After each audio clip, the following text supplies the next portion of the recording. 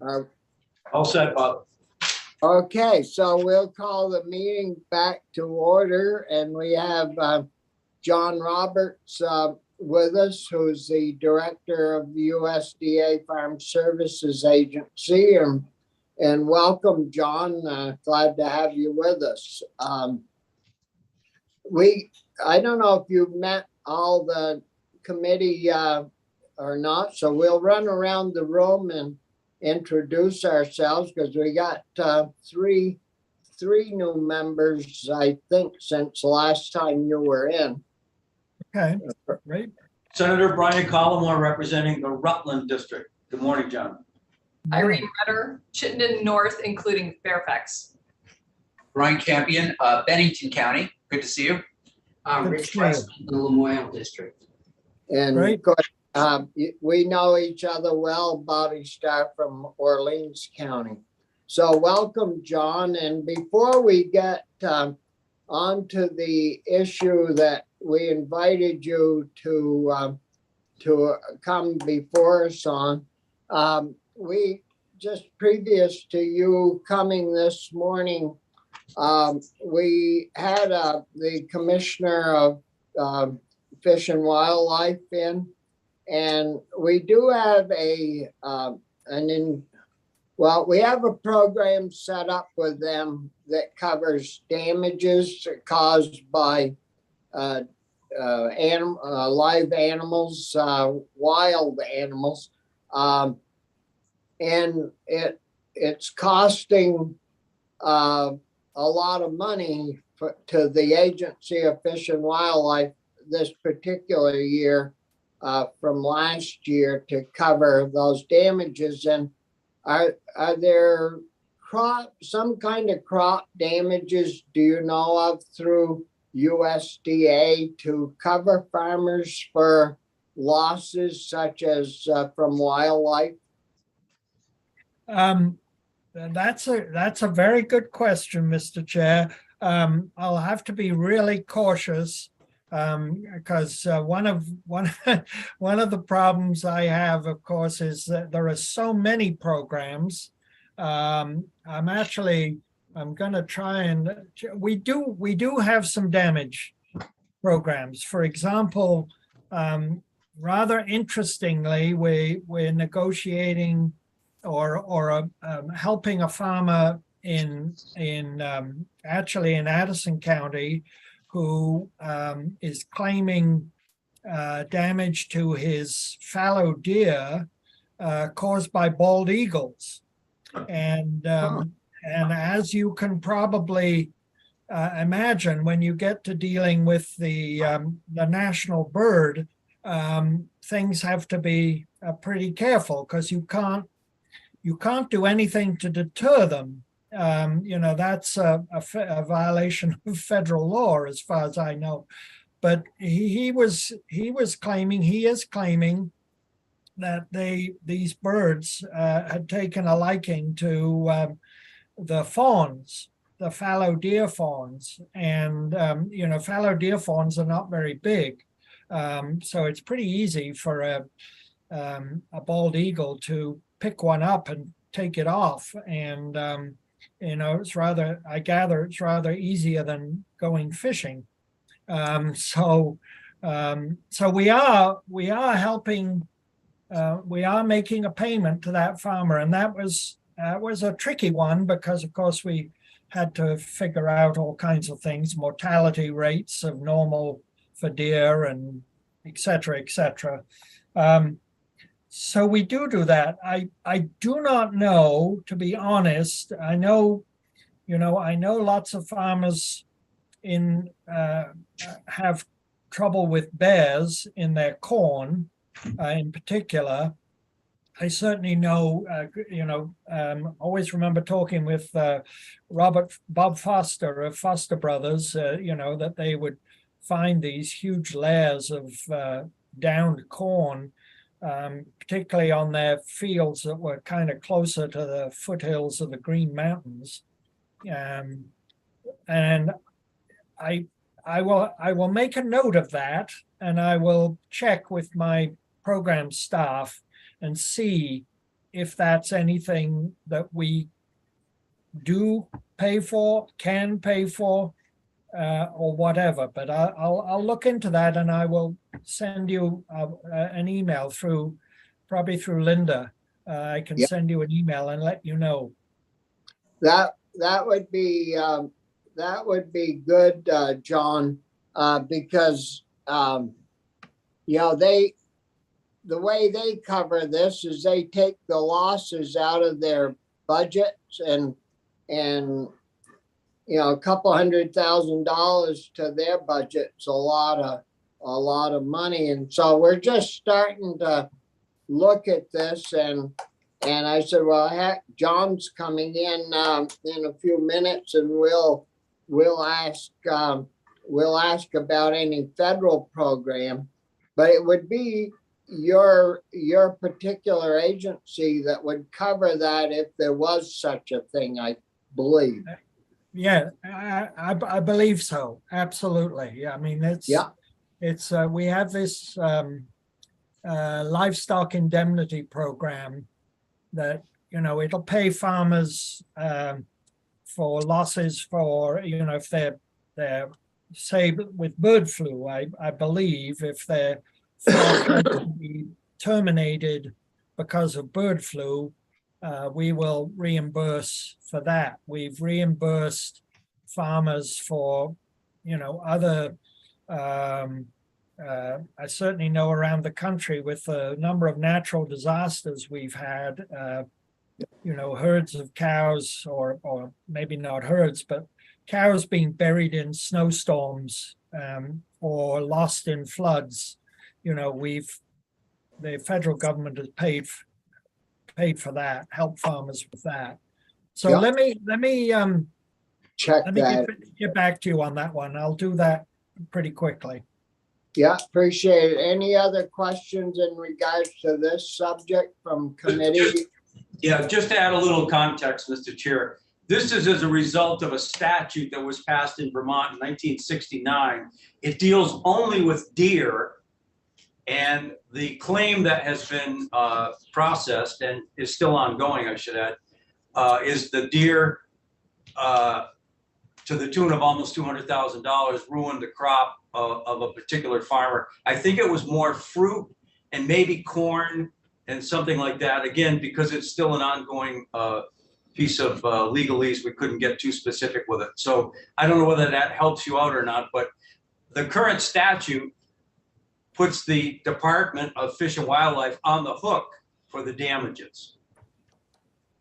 Yeah, well, I'll have a look into that, Senator Cullimore, and get back to you all. Okay, great. Thank you. Thank you.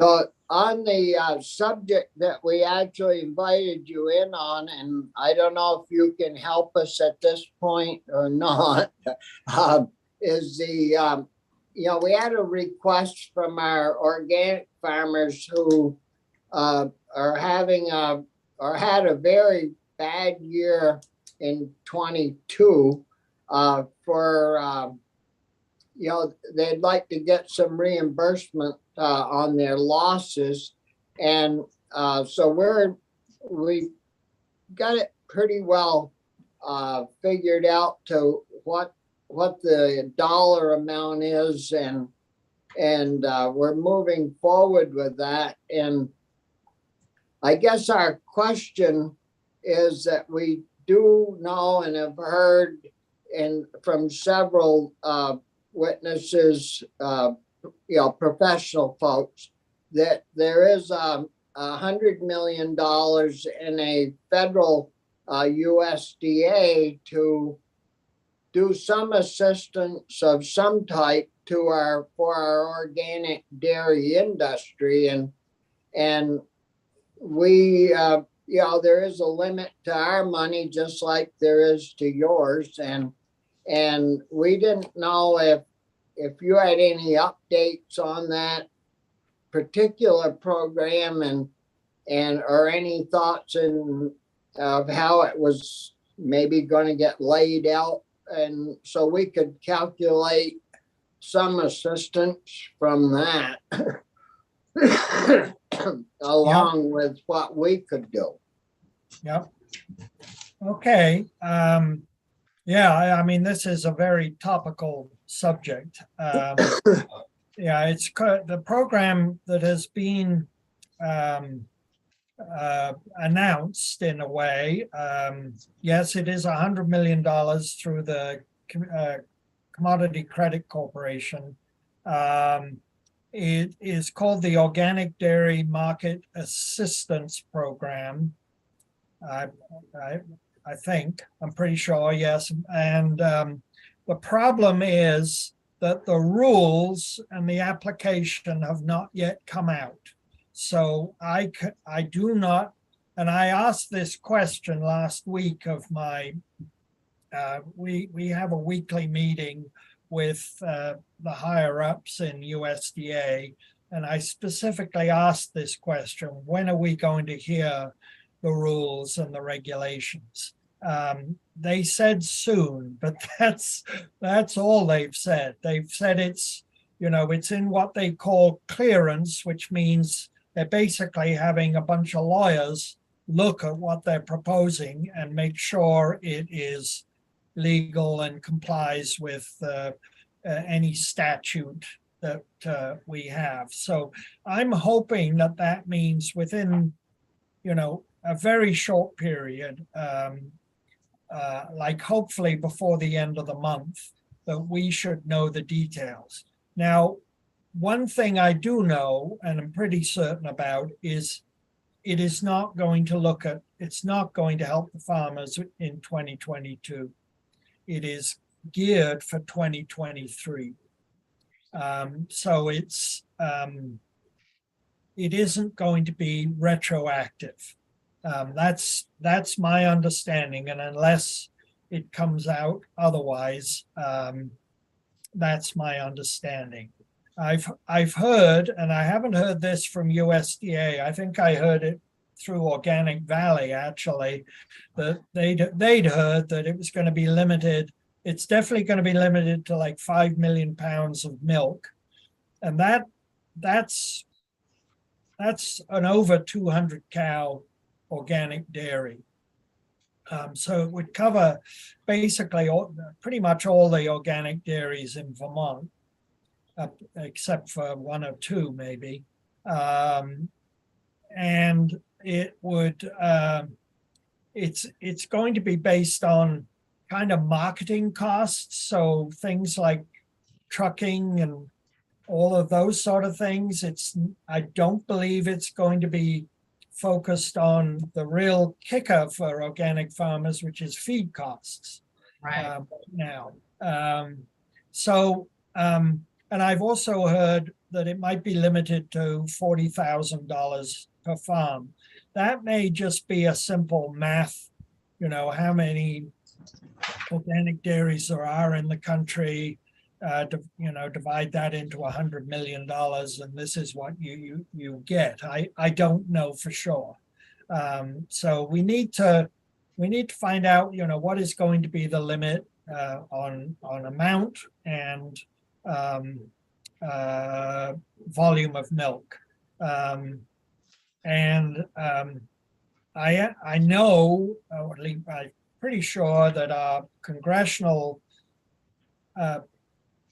people, Senator Welch, Senator Sanders, and Congresswoman Ballant know that one thing we need to do is we need to change the DMC program if we can, so it takes more into account the difference with organic feed costs, which are not differentiated in the DMC program as is. I mean, I do think they get some help, but they don't get what they maybe should get. But that takes a change in the Farm Bill, and that's beyond me and beyond USDA to do. So so really what I have is not really much enlightenment for you. Except if you're looking at 2022, and I think you're absolutely right that that was a very bad year. Basically, the marketplace could not boost the returns to the organic farmers that conventional ag did, and yet the feed costs basically were out of control. I don't think I need to elaborate. I'm sure you've heard how extreme they rose. I gather I was at the Organic Dairy Farmers annual meeting last week, and I was actually surprised, to be honest, that there wasn't a sort of a sense of doom and gloom there. The farmers seemed basically fairly positive that they would ride this out. But I have heard, that the farmers we are losing right now are the organic dairy farmers, more than the conventional. So that's all tricky. I think that's, I'm happy to try and answer any questions, but I think that's basically all I can say right now. So I see that the chair's got himself muted, but I'll jump in here if I could. And we heard much of the same yesterday from folks from the Agency of Ag in terms of the caps, the 5 million pounds and the $40,000 cap per farm. What you have given us in terms of new information is a potential timetable. We had heard that, it might be as late as the late fall before some of this money was actually released. So you feel, John, from what I heard you say, I think, that the decisions in terms of the rules and sort of the outline of the program might be available as early as next week? Well, I have to be extremely careful and remind you all that I am not speaking for the Secretary of Ag, the National Secretary of Ag, Tom Vilsack. I'm only, and I'm often naively optimistic, Senator Collymore, that things will happen sooner than they would happen on a needed basis rather than on a government time frame. So yeah, I understand. My hope is that we will at least hear the rules and the application period. Realistically, if this program is geared for, as I understand it, for the 2023 marketing period, it is going to be the fall before they actually release a lot of money, because you've got to get all the information in. But that's purely a personal sort of observation rather than any sort of government official announcement. Yeah. And I understand, I didn't mean to put you in a bad or a tight spot, but for us, I think that was really good to hear that at least you're aware of the situation and will probably work as quickly as possible to help us. Well, I still am. I'm talking to you from the basement of my house where my office is. And I still live on the farm. I was a dairy farmer for 40 plus years. And the young couple who bought our farm are organic dairy farmers, and very progressive, very thoughtful, actually aggressive farmers. They expanded their operation from just a milking herd that we had. We sold our milking herd in 2012, but so they have a mixed Holstein and Jersey herd, but they've expanded into beef. They have pigs. They have, I think they have everything under the sun almost. I know there are goats down there. They've tried to diversify rapidly. But Ramsey, he's called Ramsey Mellish. I'm sure he may have, you may have met him. He may well have testified before you because he's a very thoughtful, very interesting guy. But, you know, so I have good conversations with Ramsey, which keep me kind of up on where things stand and how people are surviving. We And appreciate your efforts, John. Thank you. How are they doing, or do you know, John? How are they doing as one organic farm? Hanging in there? hanging in there, yes, absolutely. I mean, I think I'm correct in saying, and it's always difficult to speak for somebody else, but they gave up buying grain as their, but he does, he's not a grass-fed operation because he has organic corn silage. And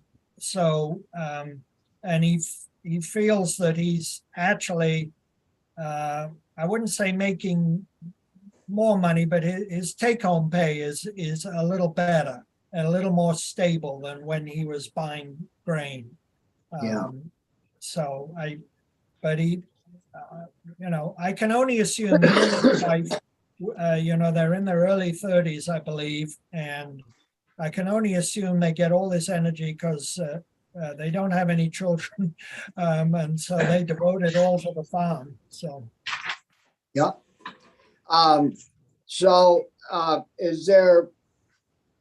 Is there some way, John, that someone from your office could alert us, through Linda, of course, as soon as you do hear a little bit about the program and know more about it, we'll try to work with you to get you on. I think John's froze up. Oh, There you go. Did you hear what I was saying, John? Yes, I did. Did you hear me, or did I go off? You froze up a little bit. Well, let me just say I'm absolutely happy to let you know as soon as I know. I've promised Anson and promised NOFA that I would let them know, and then I would direct my staff to get in touch with as many organic dairy farms as they know, or as we know, to make sure that the information gets out there as quickly as possible. Yeah, if you were gonna do that, like through a Zoom or a webinar, something that we could hop onto with the other crew so you don't have to keep repeating it. We would be glad to accommodate our schedule to yours so that you don't have to keep repeating. It probably, most likely it would be an email, Yep. A written release, because that's almost the quickest, because I can send that out any time of the day or night, probably not 2 a.m. But I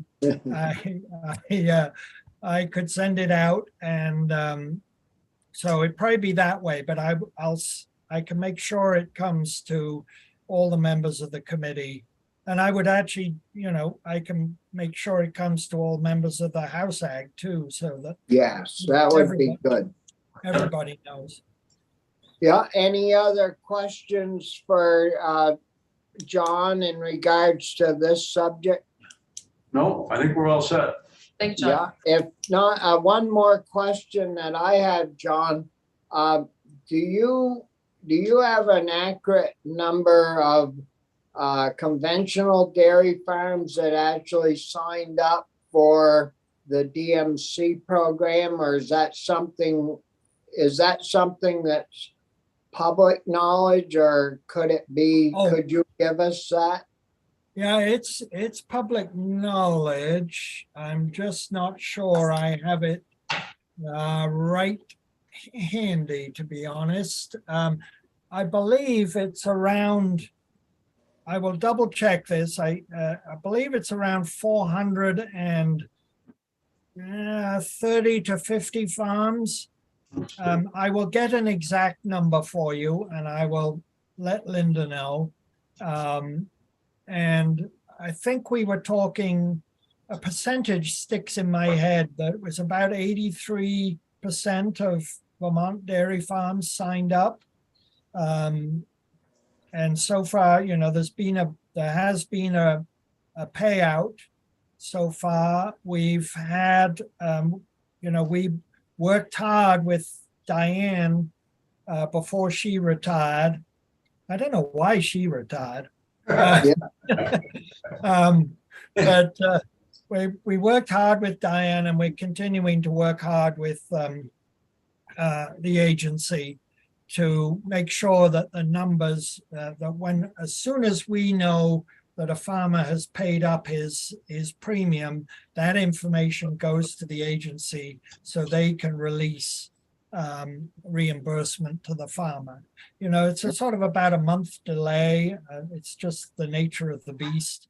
But we keep trying to do it as soon as possible. And I was at a meeting earlier this week, and there were 2 dairy farmers there who were pleased with how smoothly it went. So, Yeah. Well, hopefully, you know, we're gonna put a little more money. I mean, we haven't done it yet, but hopefully we can convince our appropriations committee to put a little more money in the kitty to cover all the farms insurance premiums that have signed up, and that will help our conventional guys, because that is projected to pay quite a lot of money out during this particular year. right. I believe, yes, I absolutely believe that. I don't have all the months in front of me, but I think it is quite a chunk of the year that they should get a payment. Yeah. Any other questions for John? I know he has to jump off in about 5 minutes or so. Is there? We're all set here, Bobby. Thank you very much. Thanks. Yeah, Thank you. and I don't have any other questions for you now, John, but if we run into some as we move forward with either our organic issue or our DMC insurance premium payment, we'll get in touch with you. And I just want to thank you and your crew for all the work you did with us last year on putting those insurance payments out. And from all our reports, everything went very well. Our farmers were happy. The agency felt very comfortable working with you folks. And so thanks a lot for your cooperation and assistance. Well, happy to do it whenever we can, because, you know, it's a team effort, and so we'll make it work. Thank you, Mr. Chair. Yeah, Thank thank you, you. committee. Thanks, John. Yep. Sure. Bye-bye. Bye. So committee, I think, you know, I think it was helpful having John on, knowing that before we get too many more gray hairs, we may hear something.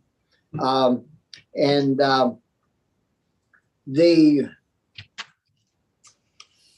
know next Tuesday, we have Michael coming in regards to the organic issue, the draft, and I haven't chatted with Jane yet recently, because been gone all this week, and last week we were off.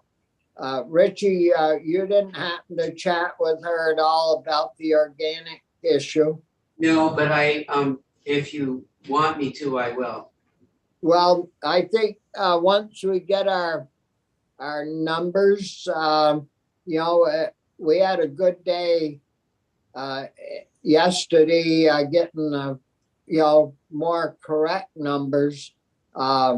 We can speak with a little more, or have a little better definite answers to present to them. So, and then we need to tighten up that number. I think on the difference between what we have and what we need to fulfill that DMC payment thing. It was mentioned, what about 300, Yeah. maybe 300 and some thousand? I want to say 370, 380, somewhere in there. Yeah. Yeah. And what I think we probably would do is put together our organic deal and the DMC deal all in one package and take that down to approach. We'll have to speak with Jane to find out how defined she would like to, if we need to move a bill or if we could do it and we do a bill and approach, but whatever way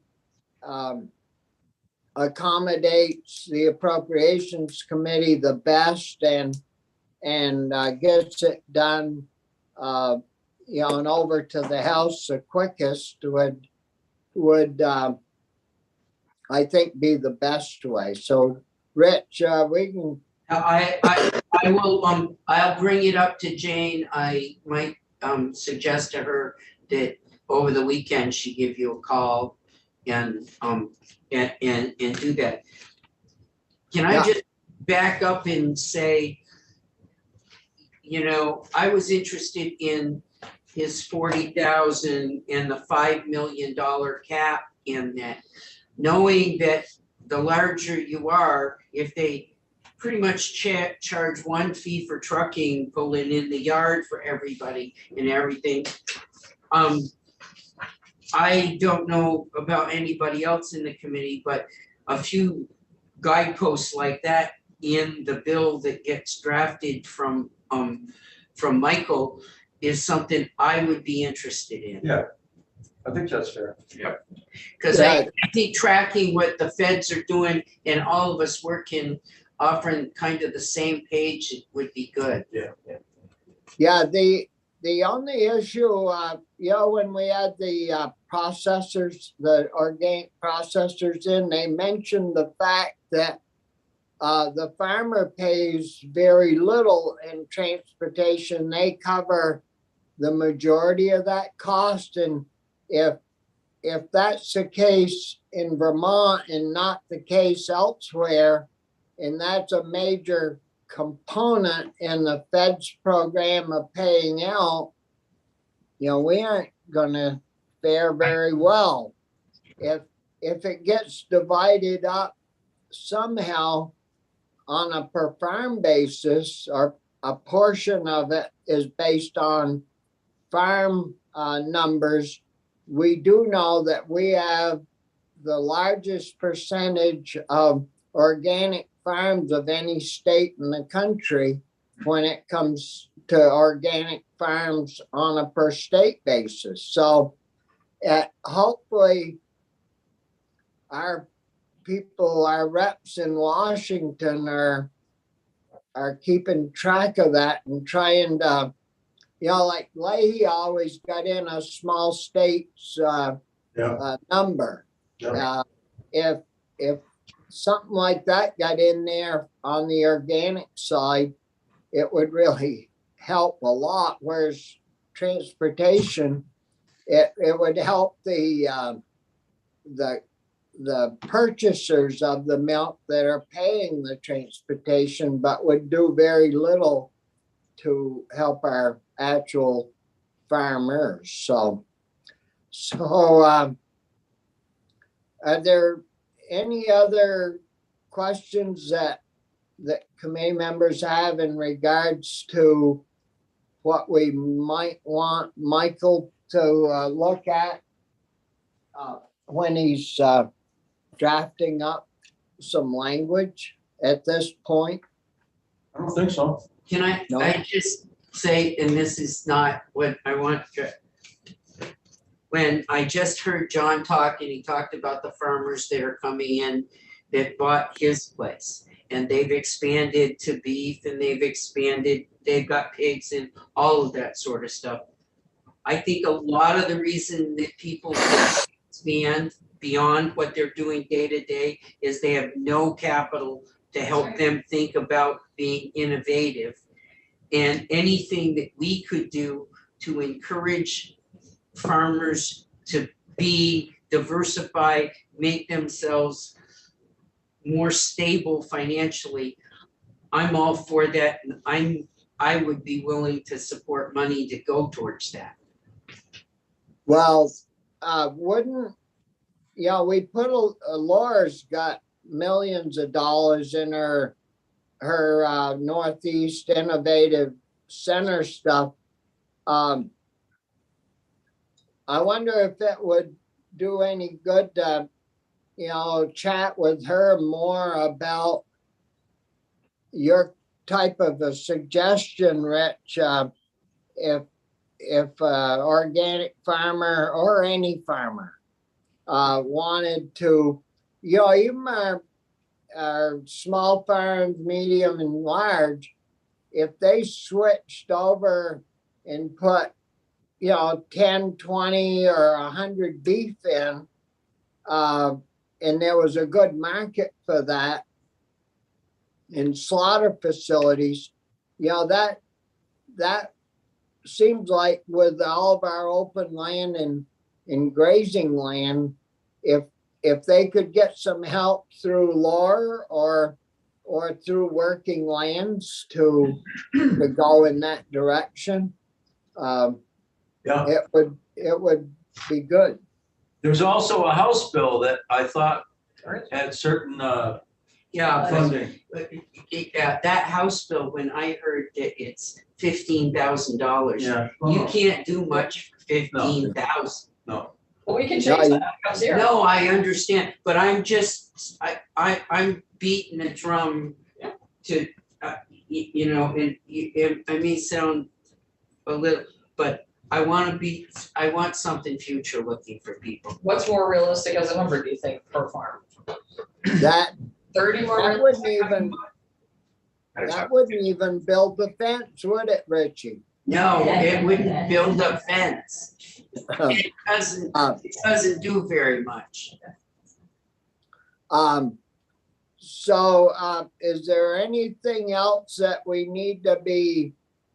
you feel we need to be thinking about for next week to try to get ahead of the curve a little bit? No, but we do have some guests in Yeah, here. we have some young people in the room. I maybe figure out where they're from and what they're doing and. Oh, well, I can see one, and then would you like to introduce yourselves and tell us a little bit about yourselves? Yeah, sure. So we're all from the statewide youth lobby group, and today we came here to advocate for the Affordable Heating Act, but we've also had some opportunities to sit in on these committee meetings, and I think the reason why we're all here is just because this sounded like an interesting meeting to sit in on and learn about. Yeah, great. My name What was is, your name? Oh, my name is Janelle, and I'm from Harwood Union High School in Duxbury, Vermont. Yeah, well, welcome, Janelle. Thank you. All right, next. My name is Wade Winter. I am a junior at Essex High School. I'm also an EWSD school board member, and I summed it up pretty well. My name is Sonia. I'm also at Essex. I'm a junior. I use she, her pronouns, and I'm also on the subcommittee, the Agriculture and Eco Subcommittee of Vermont. So you're really interested in agriculture stuff. Good. My name's Lena D'Onofrio. I use she, her pronouns, and I'm a sophomore at Montpelier High School right over there. Yeah, I think Janelle summed it up pretty good. Like, this just sounded really interesting, and I'm interested in regenerative agriculture solutions and stuff like that. So did we disappoint you or? Absolutely not. No, okay, good. This is, Well, I'm sorry, did we cover everyone, guys? Because I can't see under the screen. Yeah.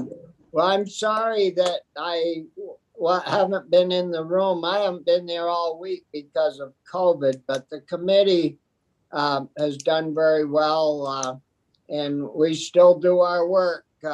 Whether, like, I'm stuck at home, but hopefully we'll be back next week, but we're pretty much on schedule to get our work done. And I don't know if you were in early when the Commissioner of Fish and Wildlife was in or not, They but weren't here for that, yeah. no. So we have covered some interesting. Well, every day is interesting. I think just some days are more interesting.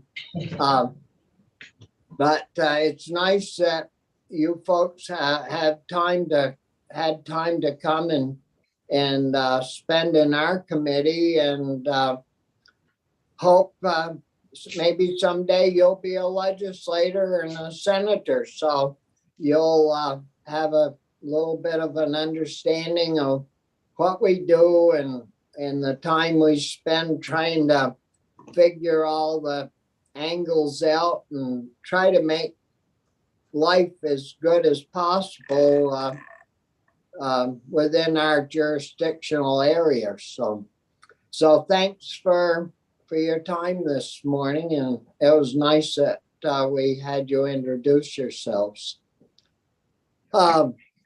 Anything else from committee members? I think we're all set. We're good.